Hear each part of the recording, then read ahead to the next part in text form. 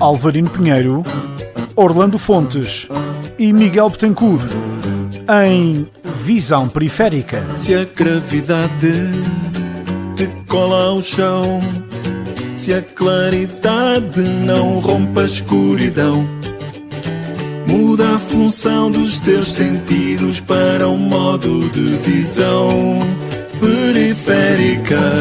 Com moderação de Diogo Andrade, quinzenalmente às quintas-feiras, à 13h, no Rádio Clube de Angra. Visão periférica.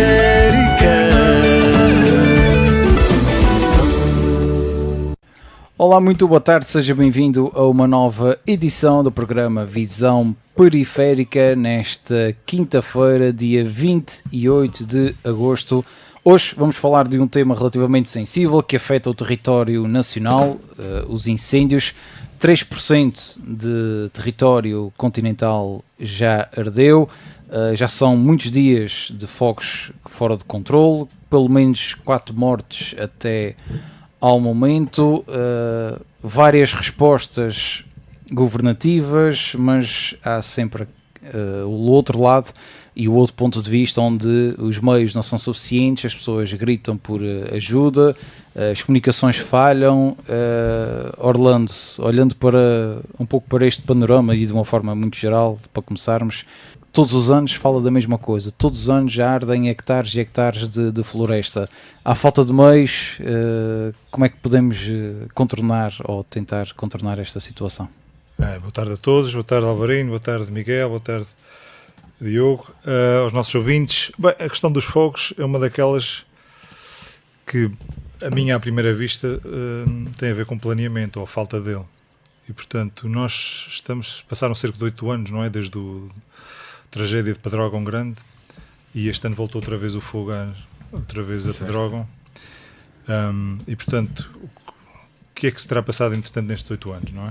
Porque nós ouvimos muita gente a falar, pois, as condições climatéricas, bem, mas as condições climatéricas, aliás, andamos há mais de uma década, não é? Falar das alterações climáticas, para aí há 20 anos, pelo menos, falar das alterações climáticas, portanto, que a Península Ibérica, por exemplo, é uma das regiões que vai sofrer bastante relativamente à alteração do clima e, portanto, está-se a tornar cada vez mais seco.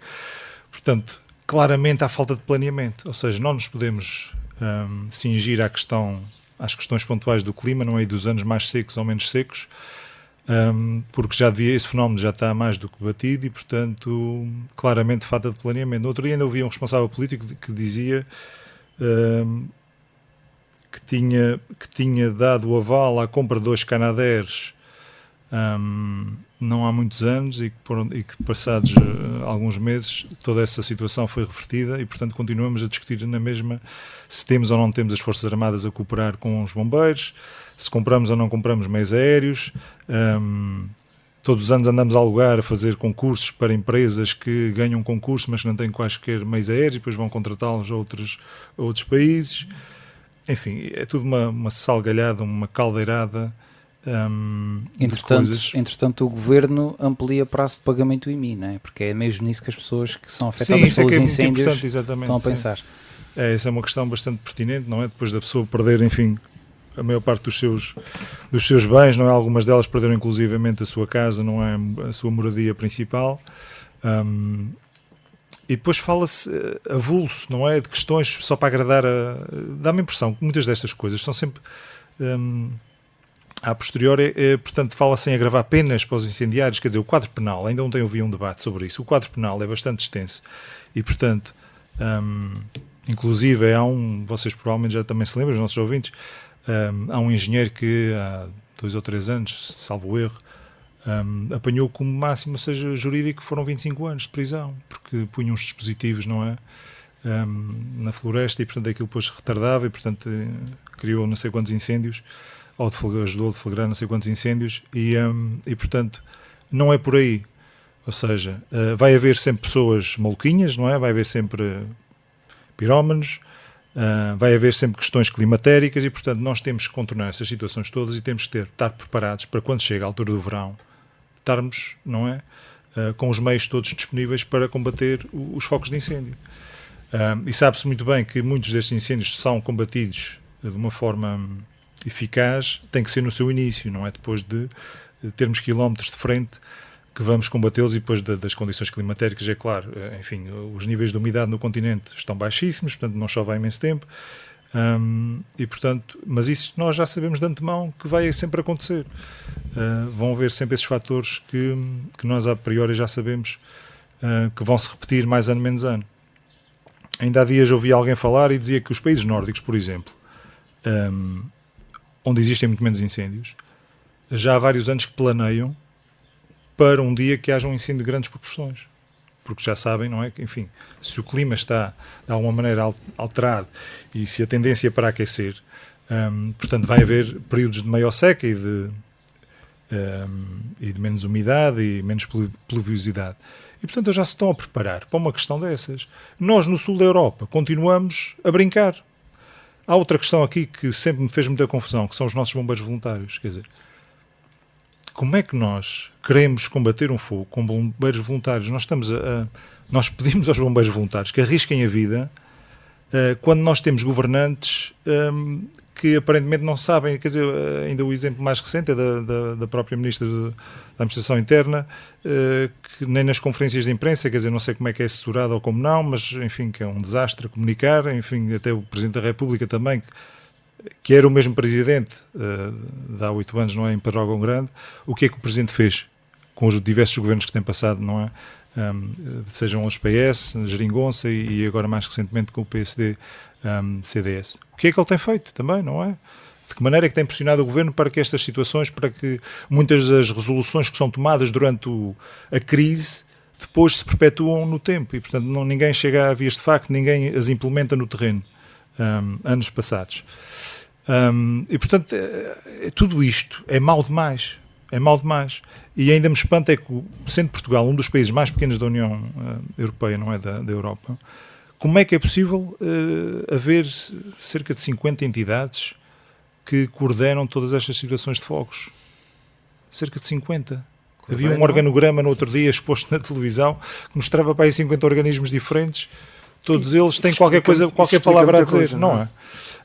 A proteção civil, quer dizer, a proteção civil, todos os anos se mexe na proteção civil, chefias para cá, chefias para lá, muda o poder político, mudam as chefias da proteção civil. Quer dizer, os bombeiros são mandados para aqui, são mandados para ali. Depois vem-se falar da questão dos meios, mas quer dizer, eu acho que mais importante que os meios é haver planeamento, é haver treino, é haver enfim, a floresta, não é? Fala-se da floresta, vamos impor multas aos proprietários da floresta, mas nós sabemos que mais de metade do país ninguém sabe quem é que pertencem os terrenos, quer dizer, não há cadastro. O próprio Estado não é exemplo para ninguém, portanto, nem sequer as áreas do Estado não é, são limpas de... Essa é uma questão que passou completamente ao lado, porque não, a maior parte das matas continuarem iguais. Não, exatamente, muitos dos proprietários, estamos a falar de zonas do interior do país, onde há uma população envelhecida, alguns deles têm poucos meios, não é, para, enfim, nem eles conseguem fazer essa limpeza, muito menos contratar pessoas que vão lá fazer essa limpeza. Temos os municípios, mas os municípios provavelmente, quando lá vão, depois enviam uma fatura para a pessoa, mas a pessoa não tem meios para pagar, portanto ficamos na mesma, não é? E alguém dizia em género de desabafo, não é? Era mais cabras na floresta e menos pessoas nos gabinetes, não era? Dava-lhe um nome específico às pessoas que estão nos gabinetes. E, portanto, é muito isso, quer dizer, é um país que é administrado, muito centralizado,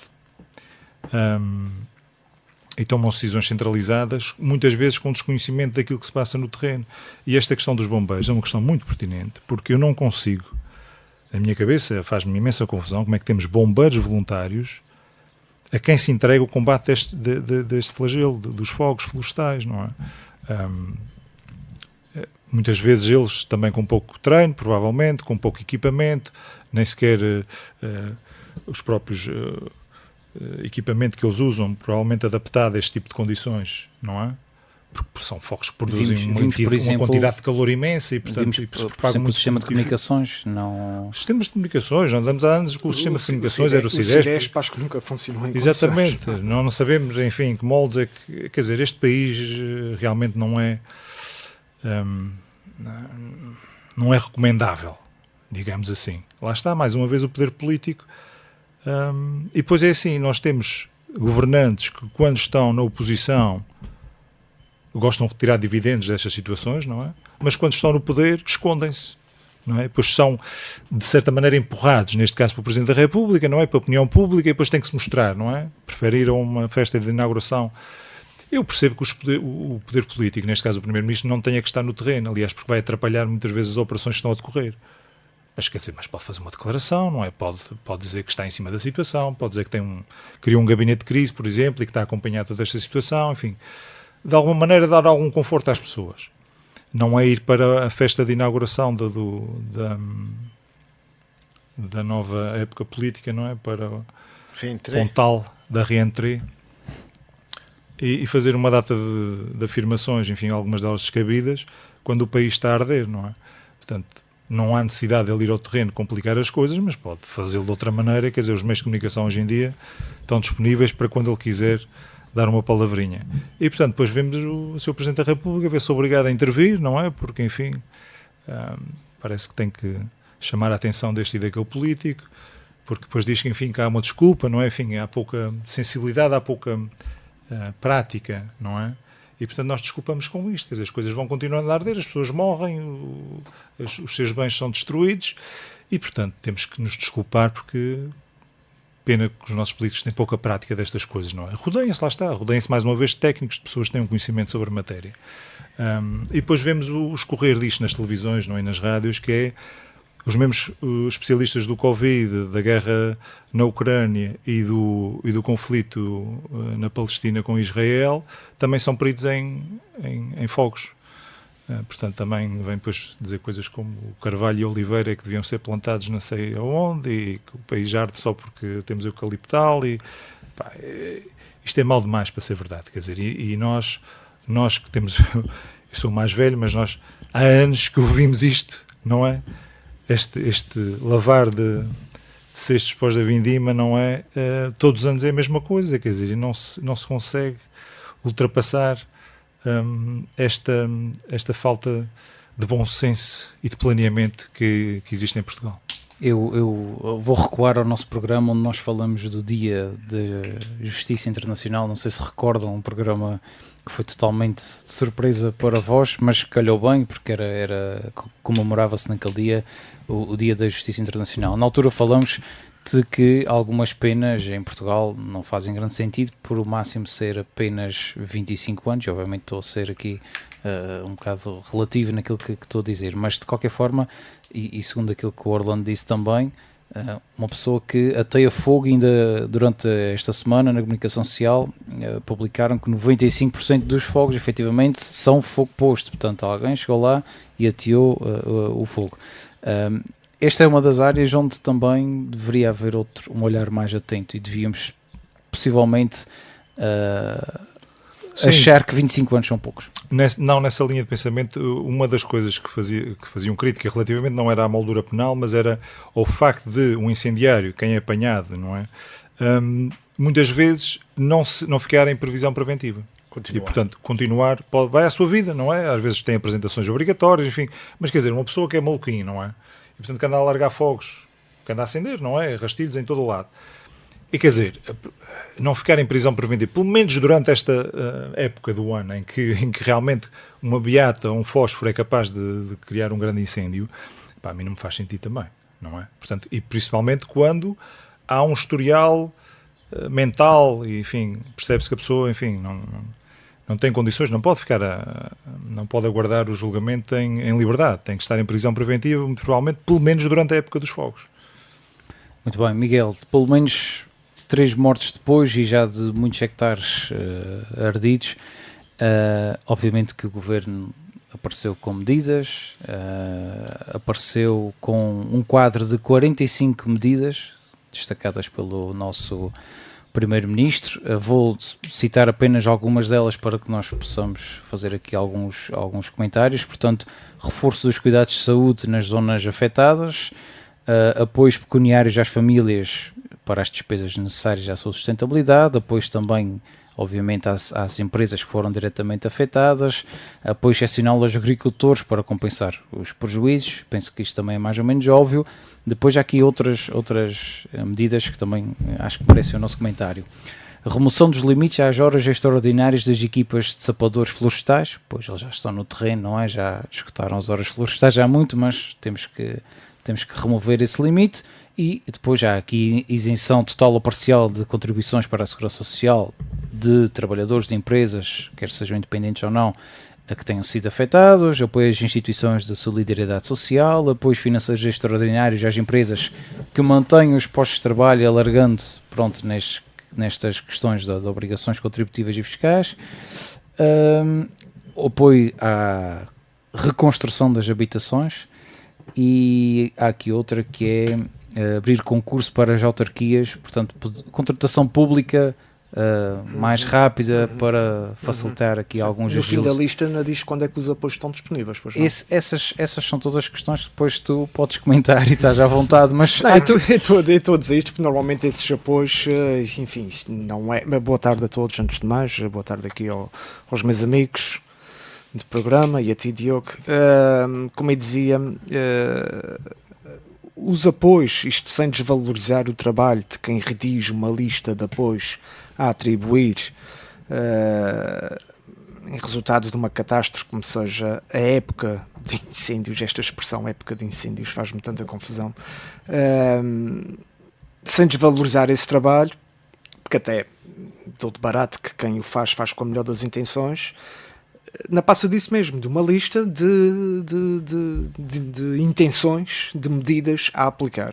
Agora, nós temos ouvido na comunicação social nas últimas semanas casos que acontecem todos os anos em que os apoios, verdadeiramente, o dinheiro, que é aquilo que faz falta aos agricultores que perdem toda a sua fonte de rendimento, às famílias que perdem a habitação própria, não é? Porque uma coisa é perder uma habitação própria num incêndio, outra coisa é perder uma segunda habitação, pronto, mas enfim, mas muitas famílias, a esmagadora delas, perde a primeira habitação. Como eu dizia, os apoios tardam em chegar, muitas vezes demoram cerca de 1 ano ou mais a chegar. Espero que não seja o caso este ano, mas a história dos incêndios em Portugal tem sido essa. Houve aí uma das medidas, uma das primeiras que referiste, que me chamou a atenção, que foi o reforço dos cuidados de saúde, e a primeira coisa que me veio à cabeça foi raspartam. Peço desculpa pela expressão, mas é preciso haver incêndios para haver um reforço de cuidados de saúde em Portugal? nesta medida posso dizer que está incluída a isenção de taxas moderadoras.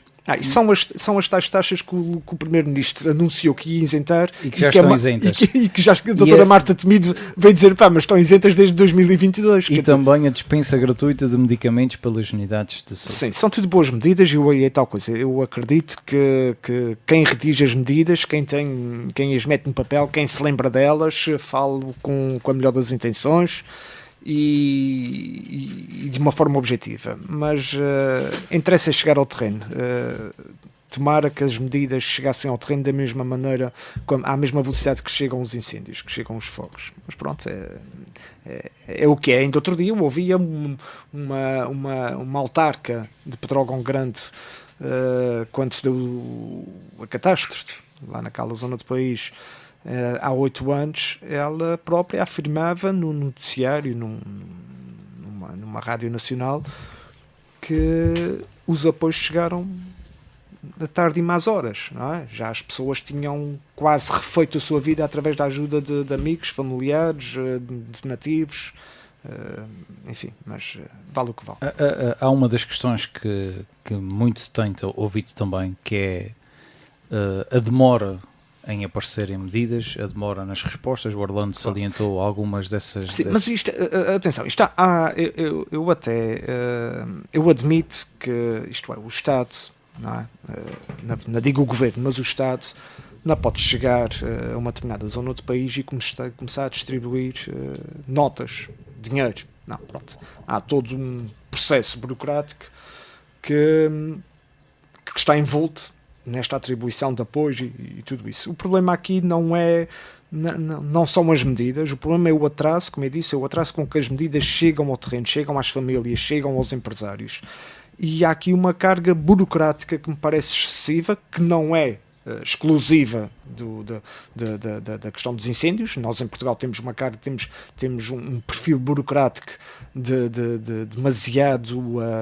demasiado enriçado, digamos assim, em que são várias as instituições, os departamentos do Estado que estão envolvidos na atribuição de um único apoio, de um único subsídio, enfim, seja do que for, de uma única candidatura.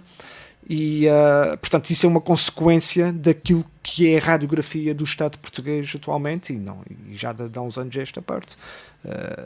Penso que tem que se começar a trabalhar também esta questão de uma forma mais objetiva, mais séria e mais célere, sobretudo. Em relação aos incêndios, Diogo, para complementar aquilo que o Orlando já disse, os incêndios, nós temos aqui 2 fatores essenciais, que é a prevenção e o combate. Não é? Eu até admito que é difícil para o Estado português conseguir ter uma postura preventiva dos incêndios que seja eficaz. Não é fácil. Eu admito tudo isso. O que já não admite é que, com o historial de incêndios em Portugal, que já é de décadas, o que não admite e não aceita é que o Estado português ainda hoje não tenha capacidade para combater os incêndios de uma forma mais eficaz. Portanto, não há formas milagrosas, um incêndio é uma catástrofe, as condições climatéricas são, enfim, francamente favoráveis à propagação dos fogos. O que não admite é não haver condições. Todos os anos se fala na falta de meios aéreos, na falta de condições de muitos regimentos de bombeiros. O Orlando falava, e com razão, grande parte, a esmagadora maioria dos bombeiros são voluntários. Portanto, são pessoas que estão ali a salvar território nacional sem terem, muitas vezes, qualquer contrapartida financeira. Não é? No combate é que acho que está o grande mal. Portanto, a prevenção é necessária, o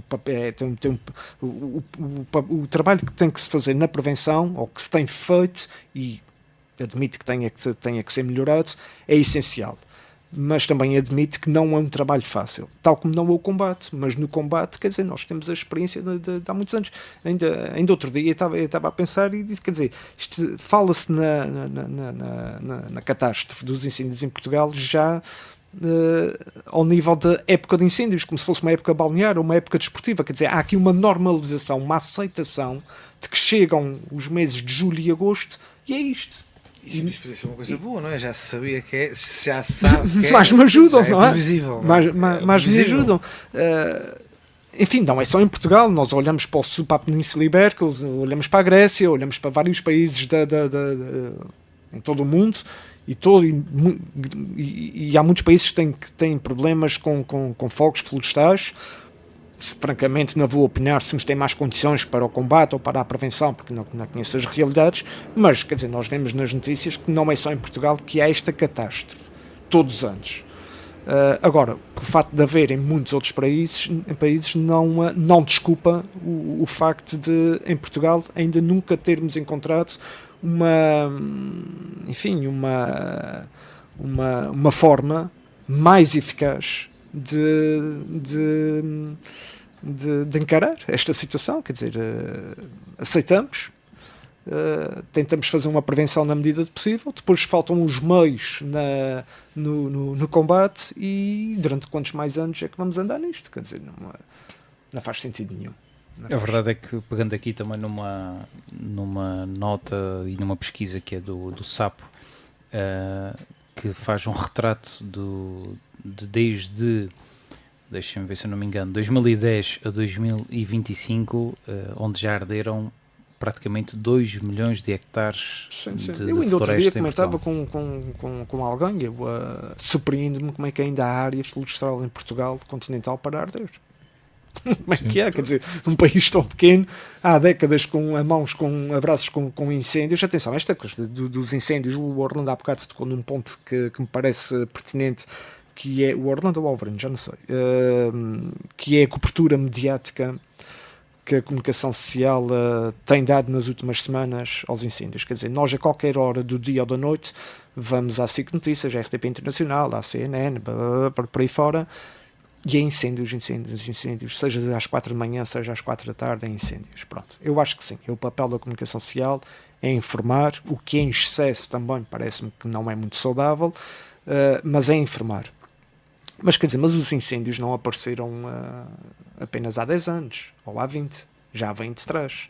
Não havia era esta carga mediática que há hoje em dia. Portanto, se não são os incêndios, como dizia o Orlando, se não são os incêndios era o Covid, se não o Covid é outra coisa qualquer, e nós somos completamente bombardeados, o que aumenta a nossa revolta perante a falta de capacidade do Estado e dos governos que têm apanhado com estas catástrofes, a falta de capacidade que têm para... não é para resolver o problema, é para encará-lo de uma forma mais eficaz. Eu não peço que, por exemplo, eu como qualquer, na condição de português, na condição de cidadão, não peço que terminem, que o Estado tenha a obrigação, não existe que o Estado tenha a obrigação de acabar com os incêndios em Portugal. É claro que nunca poderia fazer isso. Não é possível. Sim, Agora, nunca será nunca será.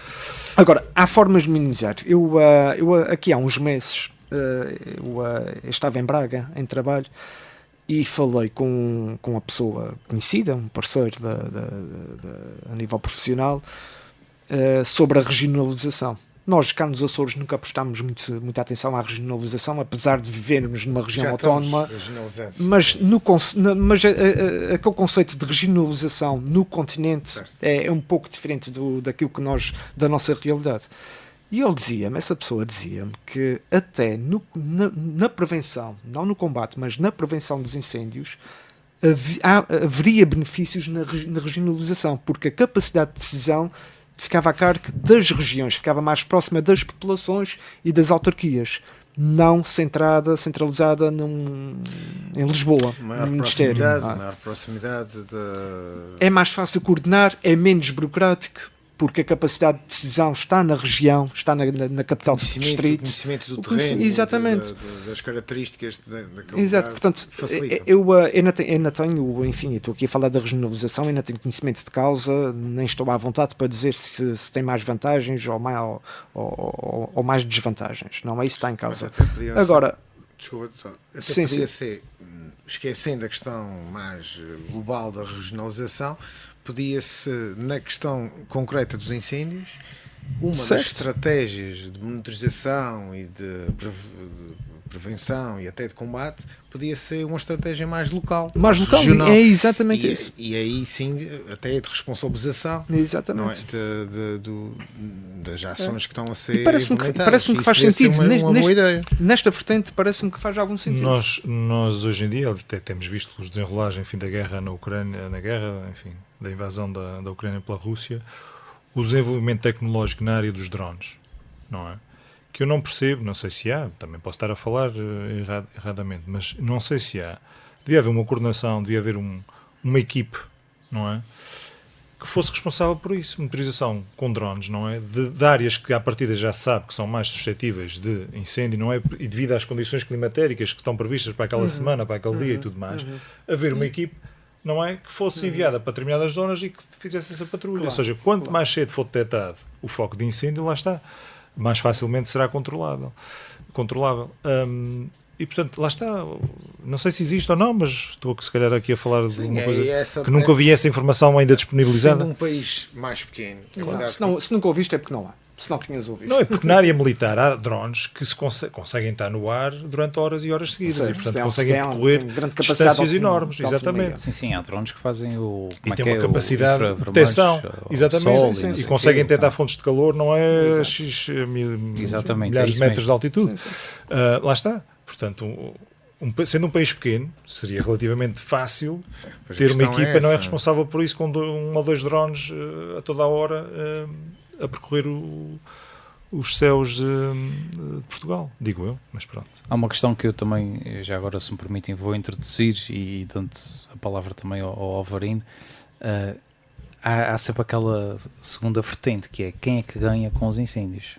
porque efetivamente alguém ganha com os incêndios. Sim, Apesar isso é o lado obscuro. Exatamente. Da Temos a questão das aeronaves, porque Portugal não tem frota, tem que requisitar, e só para terem noção de um valor, aquele helicóptero gigante que leva uma espécie de valsa cheia de água custa cerca de 30 a 35 mil euros à hora ao Estado, por exemplo.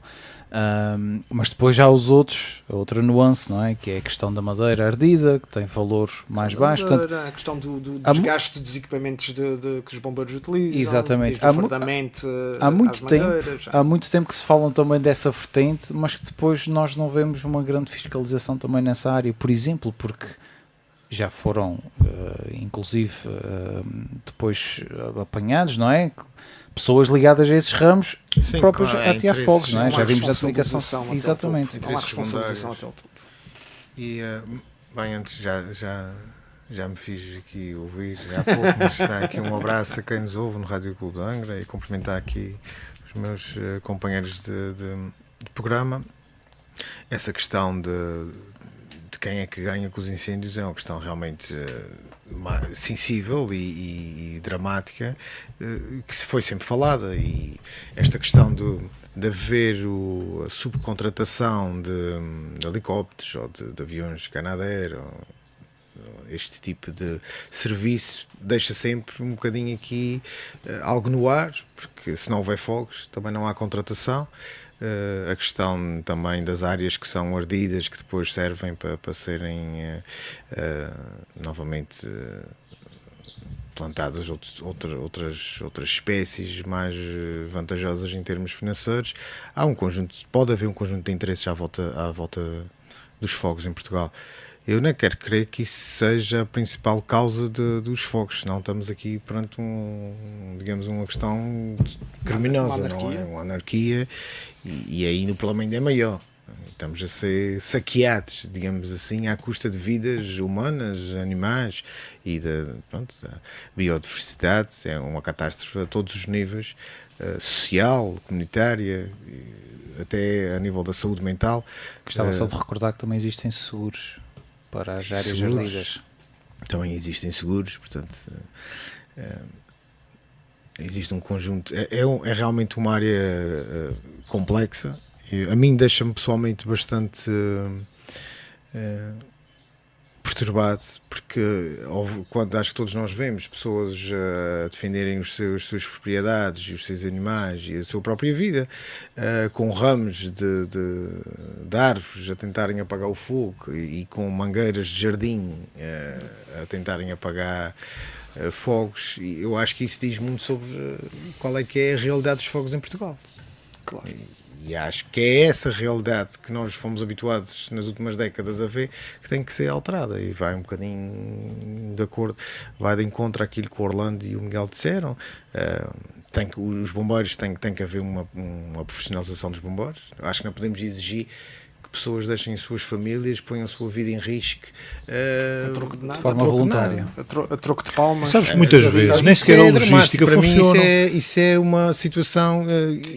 Tivemos relatos, nem sequer que havia bombeiros que tiveram cerca de 48 horas sem comer uma refeição, estás a perceber? Quer dizer, nem sequer a parte logística foi assegurada para aqueles homens que estão ali a dar o máximo. Pois, isso ainda é pior. E falamos às vezes das guerras, e isto é uma guerra. É uma guerra contra o fogo, e Portugal não está preparado para ela, e é uma guerra que nos assola já há demasiado tempo, desde sempre talvez, mas agora é mais visível também, porque a comunicação social, como já foi dito, como o Miguel disse, também enfatiza muito mais. Com certeza, isto até para quem coloca o fogo ainda é mais aliciante, porque coloca o fogo e assim vai se sentar em casa a ver, digamos, na televisão a Floresta Arder, e isto é assim uma conversa assim um bocadinho, mas é a realidade, não é?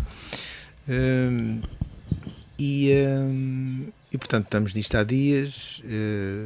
Perdem-se vidas humanas, também os animais, é uma coisa tristíssima a ver, não é? Imaginemos a quantidade de animais que morrem nestas, e não podemos esquecer disso, nestas catástrofes. E é o trauma que fica, psicológico, o medo que fica. Imagino o que será começar a chegar a esta altura e as pessoas sem saberem o que é que pode acontecer, não sabem o dia da manhã. Há relatos, as pessoas não dormem, ficam assustadas, crianças. Pronto, e traumático, é realmente uma catástrofe a todos os níveis. Tem que ser feita alguma coisa. É o que me impressiona, é como foi dito, é a época dos fogos, coincide com sempre um denominador comum, que é o Algarve, está sempre colocado, porque os nossos políticos estão sempre no Algarve nesta altura, ou pelo menos há uma tendência nas universidades de verão. Nas universidades de verão, nas reentrées, nas férias, Num pomposo. que também têm direito a férias, e com certeza que Claro têm, que sim. mas quando nós somos governantes e temos cargos públicos e políticos, Claro, há prioridades. Com Desta responsabilidade, somos servidores da população, não é? podemos ir de férias, não exatamente. podemos ir de férias, por muito marcadas que estejam e que a Podemos nossa ir, família. temos que interrompê-las, não é? Temos, pois claro. É como Faz nós parte da também, às condição. vezes, no nosso trabalho, se houver uma situação de crise no nosso trabalho, muitos de nós, se calhar, têm que deixar as férias para ir para assegurar alguns serviços, depende, com certeza, da profissão, mas também estamos sujeitos a isso. E isso é um bocado também, ficamos todos assim um bocadinho tristes, não é? A vermos, por um lado, o país a arder e pessoas a apagarem fogos com ramos de árvores, e ao mesmo tempo vemos o nosso primeiro-ministro e outros governantes, pronto, a fazerem a sua vida. A verdade é essa, fazerem a sua vida, estão a fazer a sua vida, ou algum evento político, ou social, ou familiar. Isso aí, a mim, não consigo compreender. Acho que tem que haver bom senso. Falou-se aqui, acho que as pessoas também têm que perceber que têm que ser solidários, temos que ter compaixão e temos que ser também, tanto se fala deste orgulho nacional de sermos portugueses, pois também o orgulho que também serve nestes momentos, não Claro. é só Nas vitórias. Nestes momentos é que se vê o orgulho. não é? Nestes momentos é que se vê o orgulho e é que se vê também a nossa capacidade de assumir as nossas responsabilidades. Também, por outro lado, seria bom que se falasse e se tratasse da questão dos incêndios antes de eles acontecerem. Portanto, andamos aqui entretidos da imigração para aqui, imigração para ali, um conjunto de temas que são importantes, mas que, na verdade, aos olhos, em comparação com o que está a acontecer agora em Portugal, não tem... No imediato. Só provocam ruído Claro. apenas. Não tem nenhum tipo Sim, de é uma importância. política reativa. Nós reagimos, os políticos reagem ao momento, enfim, àquilo Daqui que a possa um dar. mês e meio Falamos de autárquicos, já se começa a esquecemos outra chover, acaba os fogos Já ninguém- e tal, começamos aqui. São mas 9 ninguém- meses sem se 9 falar de meses. fogos. Pronto, depois há todos esses institutos e todos esses Não, eu questiono estas cerca de 50 entidades, o que é que fazem na época pós-incêndio? O que é que fazem durante o ano? A maioria do espero ano, que não é? seja só Durante gerir 9 meses, o que é que fazem? subsídios E vocês não é? reparam que muitas vezes há aqui há uma certa luta relativamente à autoridade, relativamente entre a Proteção Civil e os bombeiros. Quase todos os anos há esta discussão, não é? Vem o presidente da Associação de Bombeiros falar mal das chefias da Proteção Civil. Portanto, há sempre aqui parece que não há uma autoridade que seja reconhecida como tal. E, portanto, há sempre alguém a questionar o facto de alguém decidir sobre isto ou sobre O que aquilo. acontece muitas vezes é que as corporações de bombeiros, regra geral, são, eu vou usar o termo estáticas, ou seja, elas estão sempre lá para servir a população. A Proteção Civil, a nível diretivo, são cargos de nomeação política, não é? Portanto, hoje estás tu, amanhã estou eu, depois está o Alvarino e depois o Diogo e pronto, e andamos nisto. E vem um com uma abordagem, depois sai, e vem outro com uma abordagem diferente, e isto é cansativo para quem está no terreno dia a dia, ano após ano, que são os bombeiros, não é? Há casos, enfim, admito que haja casos em que determinada corporação pode ter um chefe com um trato mais difícil. Mas nestas coisas convém ouvir sempre quem está no terreno. Não estou aqui a julgar caráter, seja de quem for, de que tenha passado na Proteção Civil a nível diretivo, mas o fato é que são cargos, enfim, a prazo. E os bombeiros são sempre os mesmos. E ainda há outra questão que é relativamente aos meios de combate, porque nós já percebemos também que os meios aéreos não resolvem tudo, porque há condições em que, por exemplo, à noite não podem atuar. Pois há colunas de fumo que também não permitem muitas vezes, quando se produz muito fumo, que não permite que os meios aéreos também desenvolvam a sua atividade. Portanto, já percebemos que essa não pode ser só a única abordagem à situação. Quer dizer, mas temos que ter aqui vários planos de intervenção conforme as características de cada um dos fogos, não é? Claro. E, portanto, num país tão pequeno como o nosso, não é? Em que temos forças armadas, em que essas forças armadas, por exemplo, no caso da Força Aérea, há uns anos falava-se dos C-130 terem kits que pudessem combater os fogos. Entretanto, agora comprou-se os KC-390, também se fala novamente nisso. Temos os Puma que estão, enfim, foram desativados do serviço. Uma coisa que, pelo menos, mas que têm também kits para combate a incêndios. Uma coisa que penso que não tem acontecido é, por exemplo, o Exército e dar apoio ao terreno. No passado já aconteceu. Sim, no passado aconteceu. Sim, este ano não tem sido visível, não sei se tem acontecido. Em 1993, eu fiz a tropa no Porto, na Escola Prática de Transmissões, e estive lá desde julho até outubro, ou coisa que o valha, que estava lá, até terminar a especialização. E em agosto, lembro-me perfeitamente de termos ficado quartelados durante 3 fins de semana seguidos, sem poder sair, porque poderíamos ser chamados a qualquer momento para dar apoio às corporações de bombeiros naquela zona norte. Seja na parte logística, lá está, ajudando o pessoal e isto era uma prática. Por acaso nunca aconteceu sairmos, e ainda bem, porque não foi necessário, não é? Mas se fosse necessário, tínhamos saído e tínhamos dado o apoio que, enfim, ao alcance ao nosso alcance, mas isso é uma prática que penso que tanto quanto sei, nunca mais ouvi, eu pelo menos nunca mais ouvi falar em nada disso. Seria uma boa solução, porque somos um país com poucos recursos, não é? E isso seria uma boa solução de ajuda, de cooperação entre as duas entidades. Criar recursos e criar formação, forma de sair. O país é pequeno, o terreno é... Pronto, lá está, não sou especialista, não, mas para aquilo que vejo, o terreno às vezes também é difícil. Sim, às vezes só é possível lá chegar para são costas, caminhos difíceis, os autotanques são muito grandes. Temos ilhas terceiras sem um caminho para se passar, não é? E nós vemos nas reportagens que nos chegam, nós vemos algumas delas os bombeiros de braços cruzados, não literalmente, mas enfim, de braços caídos, totalmente frustrados, porque estão a ver o fogo a deflagrar ali a 300, 400 metros de distância e fisicamente não se conseguem deslocar no terreno, nem a pé, não é? Portanto, é esperar que o fogo chegue até eles para poderem combater, ou que o vento mude a direção, o sentido das chamas. O fogo é terrível. Nós vimos o ano passado, penso eu, há 2 anos, nos Estados Unidos, Los Angeles, na Califórnia. Foi há menos de um ano. Um país como os Estados Unidos, cheio de meios e Los aviões e bombeiros profissionais, e, portanto, era um fogo, uma coisa maluca e que atingiu até uma área, não é, de residencial rica, à beira-mar, não é? Com pessoas com meios, e portanto havia todo um conjunto de interesses em princípio para que aquilo não acontecesse, e foi incontrolável. E a história diz que há vários incêndios no mundo inteiro incontroláveis, e vemos países com capacidade, a Austrália e outros. Sim. Mas também depois olhamos para aqui ao lado, em Espanha, é uma tragédia parecida com a nossa. Grécia é igual. É a mesma coisa. Aqui eu acho que o nosso maior problema... Acho que é um problema cultural.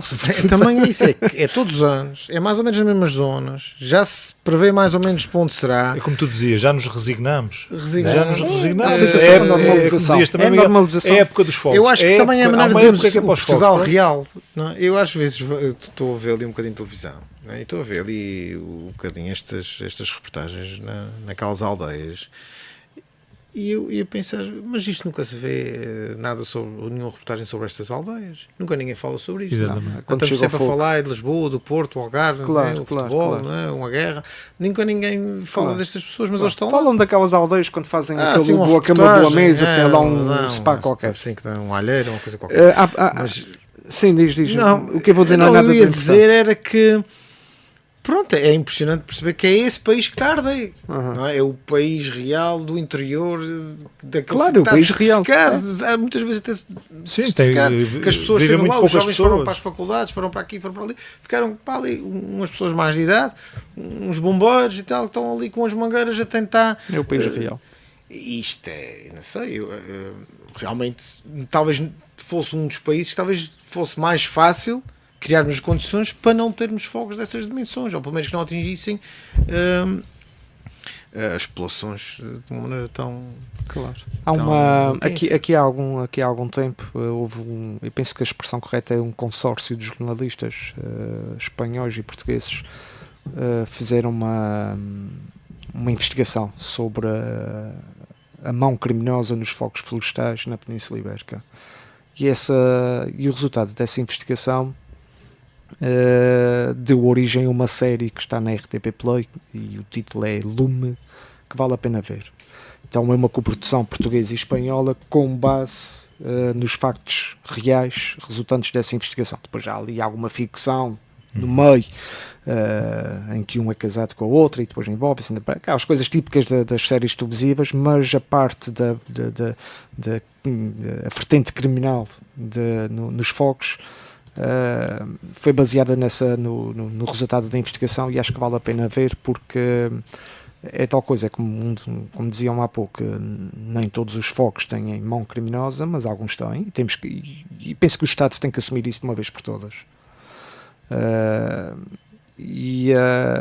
Nós tivemos isso também se combate, não é? Combate-se também identificando quais são as pessoas que têm doença mental, as pessoas que têm histórico já de doença, são reincidentes, de comportamentos deste tipo, junto das comunidades. Nós tivemos uma história caricata de umas festas populares, não é? Em que os populares, não é, eram a favor de lançar fogo de artifício. E lançaram, apesar do alerta. Lançaram meia hora antes, porque à meia-noite começava o alerta. E os autarcas mandam, e o próprio autarca disse, quer dizer, isto é uma coisa que só acontece em Portugal, não é? Quer dizer, uma autoridade tinha que chegar lá e disse, meus amigos, acabou. Não só começa à meia-noite. Mas começa à meia-noite, vocês não estão a ver. A questão, quer dizer, não é por decreto, não é às 11h30 podes entrar o foguete, à meia-noite já não podes entrar o foguete. Um foguete não é que tem pólvora, quem incandescente, vai cair num sítio e vai largar o fogo. Isso é caricato, isso é uma... Chega-se a este cúmulo, não é? Quer dizer, as pessoas mesmo assim acham que a festa deve prosseguir em detrimento da segurança. O que eu gosto de pensar é que se há um autarca que tenha essa atitude, tem que haver 10 que não tenham essa atitude. Portanto, mas basta haver um para haver uma tragédia, não é? Portanto, enfim. E tem que se olhar para aquelas, às vezes, quem estuda este fenómeno dos fogos e estuda o território português, as características do território português, como é que se poderá dar a volta a isso? Tem que se ouvir essas pessoas e tem que se pôr em prática também aquilo que eles acham que deve ser feito. Claro. Se é preciso cortar as árvores, depois já de se cortar. Se é preciso fazer pastos onde não há pastos, que se faça, tem que sim, se... ao redor das depois aldeias. Já dirige, as águas, porque depois também os terrenos, pronto, mas isso lá está. Não somos nós aqui que conseguimos ter uma ideia sobre qual é que é a medida a tomar, mas tem que se ouvir os especialistas. As próprias espécies e nós vegetais ouvir se vão plantar. E pôr em prática e pôr dinheiro. O que resolve as coisas é o dinheiro. Claro. E como ninguém quer pôr esse dinheiro ali, não, ninguém quer pôr o dinheiro provavelmente numa porcaria de um mato que não serve para nada. Ninguém ia lá pôr o dinheiro. O Estado não quer pôr lá o dinheiro. Mas isto nem quer pôr o dinheiro numa corporação de bombeiros lá no meio que não acontece nada durante não sei quanto tempo. Mas o dinheiro serve para isso. Se a gente tem... Portugal lá tem dinheiro para autoestradas, tem dinheiro para fazer aeroportos, tem dinheiro para fazer pontes. Se calhar uma das soluções é construir mais autoestradas, porque aí temos bloqueios de fogo, não é? Temos ali áreas em que não há de arder nada. E os tempos mudaram. Isto em Portugal cada vez... a agricultura em Portugal tem estado a perder terreno, não é? E ainda ontem ou anteontem eu li uma entrevista do arquiteto paisagista Ribeiro Teles, penso que é sim. Acho que é António, não tenho certeza, Ribeiro Teles, um senhor já com uma idade já mais faleceu. avançada, já faleceu, pronto, eu li uma entrevista dele passada aqui há uns tempos e ele tocava num ponto que para mim faz todo sentido e que muitas vezes fica longe da discussão à volta da limpeza das matas. Quer dizer, as pessoas antes limpavam as matas, até as que eram do Estado, para que com aquelas folhas, aquelas coisas todas, pudessem fazer com compostagem para fertilização na agricultura. Pastar. Ora, quando diminui,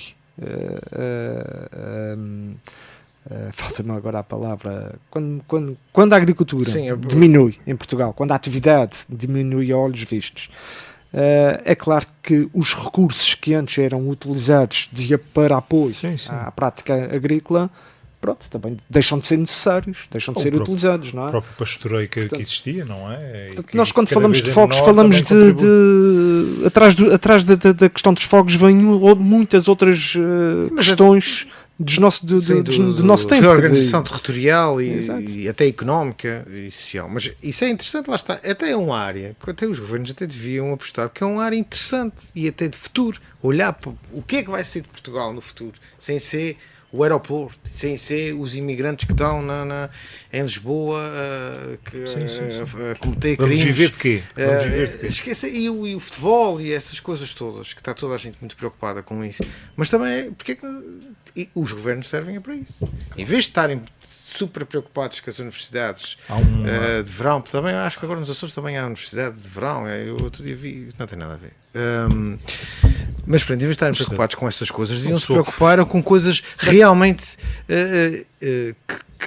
será que as universidades de verão dão créditos? Na vida, aos cursos, na qualidade de vida das pessoas. Não?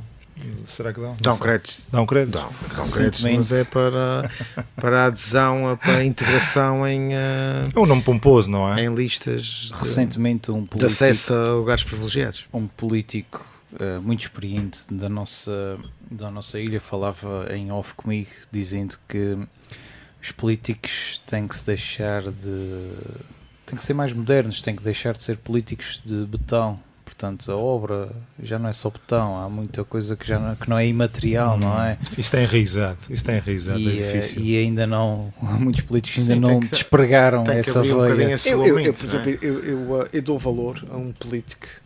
Vamos falar, estamos a aproximar-nos das eleições autárquicas. Não vamos falar na última para hoje, nem vamos abordá-lo. Mas, por exemplo, eu dou valor a um autarca que tenha coragem para fazer obra que não se vê, com remodelar a rede de saneamento básico.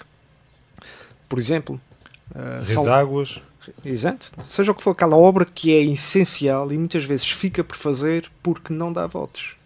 Isto é um clichê, mas é realidade, quer dizer, e é quando vejo um autarca que tem a capacidade e tem a coragem de dizer não, eu não vou construir nada que dê nas vistas, porque muitas vezes até nem é a prioridade, não é?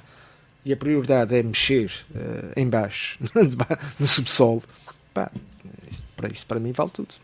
Há uma questão mas que pronto, também lá chegaremos nas próximas semanas. Nos próximos programas falaremos certamente de autarca. Já há aqui outra questão que também deixa as pessoas obviamente revoltadas, tem a ver com toda a economia que acontece em torno do pós-incêndio, e uma das questões que levantam é, por exemplo, na área económica, a acontecer um incêndio numa determinada zona, vamos para lá de férias? Vamos para lá de férias, não vamos? Não vamos. Essa é outra questão. Quando está a arder ou pós-incêndio? Logo após. Por acaso passei uns tempos depois é o em mesmo que irmos para Gaza quando o Trump tomar conta daquilo, não é? Pois é, isso. E é impressionante, não é? É um bocadinho impressionante ver, porque as zonas ficam todas descaracterizadas, não é? Mas esta é outra das vertentes que turismo, fazem perder muito. Apareceu aí várias pessoas que têm, por exemplo, negócios de alojamento local e de quintas e não sei o quê, portanto isso é catastrófico. Mas, e o interior do país é muito procurado, por exemplo, uma das aldeias icónicas de Portugal que ardeu, não é? Foi a aldeia do Piódão. Exato. Portanto, e é uma zona, além de ser uma zona lindíssima, é uma zona procurada no verão, toda aquela zona. Aroca, uma zona. Exato. Epá, tudo isso. Não, mas é que nós falamos da questão do negócio. Até o turismo é terrível. Quem é que quer vir para Portugal corre o risco de ser apanhado no meio de um incêndio no interior do país. Agora vamos marcar férias para irmos no dia 15 de agosto para o interior de Portugal, lá para uma aldeia. Exatamente. Ninguém quer ir. está sujeito a ficar lá numa situação muito, muito delicada. Portanto, isso é importante também olhar. O dinheiro, lá está. Muitas vezes, o gastar o dinheiro, ou investir, claro que é diferente de gastar, que é investir, já falamos aqui sobre isso, investir numa determinada área, tem depois um retorno. Sim. E nesta área em concreto, se calhar, não é gastar, é investir. É um investimento, claro. Esquecendo já aquilo que falamos, que é a questão das populações, o bem-estar das populações. E o bem comum? Sobrevivência, isto aqui já não é... É uma questão de sobrevivência, já nem sequer é uma questão de estar mais ou menos confortável. Não, há situações aqui que são irreparáveis, não é? A destruição do património histórico, não é? Da biodiversidade, que leva anos e anos a ser reposta. Isso é portanto, a questão muitas vezes é essa, quer dizer, nós não gastamos na prevenção, mas depois vamos atrás do prejuízo. Depois vamos dar subsídios.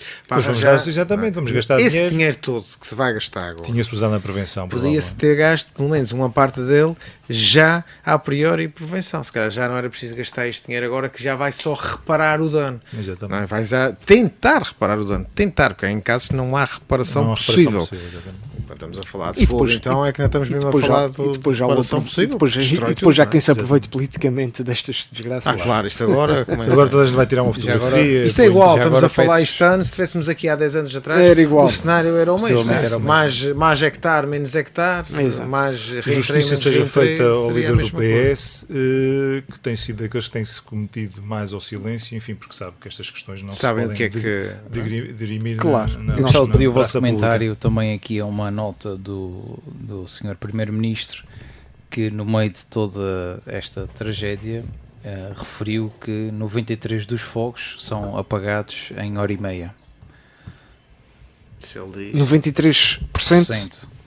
Epá, eu não levo muito a sério muitas das coisas que o Primeiro-Ministro Luís Montenegro diz.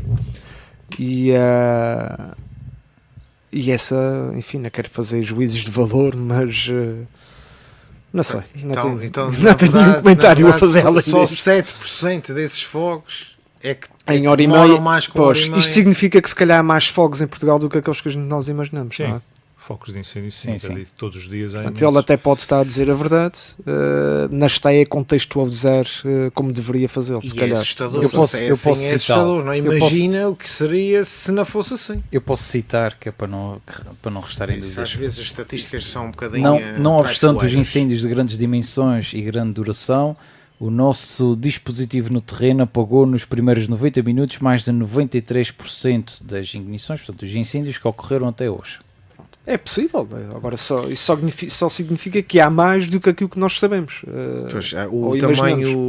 O embaixador de Israel em Portugal também diz que não há crianças nem pessoas, digamos... Não há fome em Gaza. Há fome em Gaza, e portanto... Bem, não é comparável talvez São duas tragédias. Um discurso ou outro, mas parece-me um bocadinho fora da realidade. Mas quis, se calhar, aqui também dar um incentivo às forças que combatem os incêndios, não? Que intuito tem ele com esta... Sim, se calhar são as tais palmas no fim do dia aos bombeiros, não é? Foi uma forma de incentivar, de elogiar, de camuflar. Eu como dizia o outro, eu pancadinhas nas costas, eu queria mesmo depois conteúdo, não é?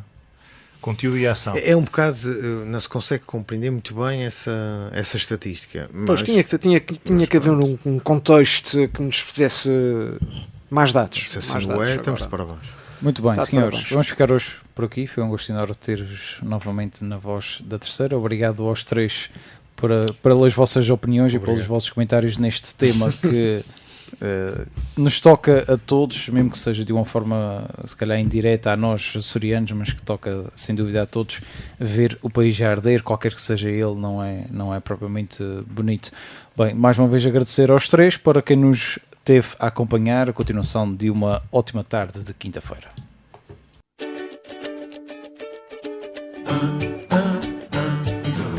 Alvarino Pinheiro, Orlando Fontes e Miguel Betancourt em Visão Periférica. Se a gravidade te cola ao chão, se a claridade não rompe a escuridão, muda a função dos teus sentidos para um modo de visão periférica. Com moderação de Diogo Andrade, quinzenalmente às quintas-feiras, à 1 da tarde, no Rádio Clube de Angra. Visão.